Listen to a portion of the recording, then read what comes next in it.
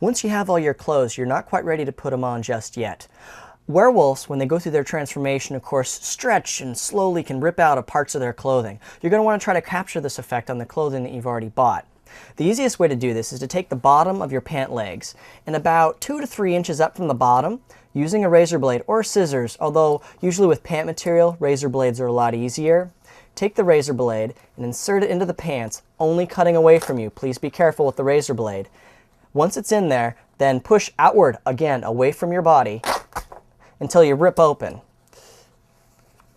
What this will eventually do is create an effect where it does indeed look like the werewolf's body has shifted and stretched to where it's ripped out part way at the bottom of the clothes.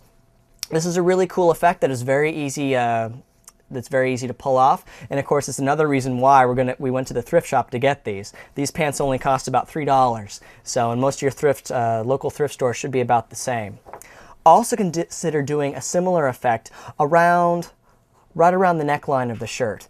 Not too much. You don't want the shirt to be falling off, but make it a little more ragged around the edges. If you get the right shirt at the thrift store, it may already largely be done for you.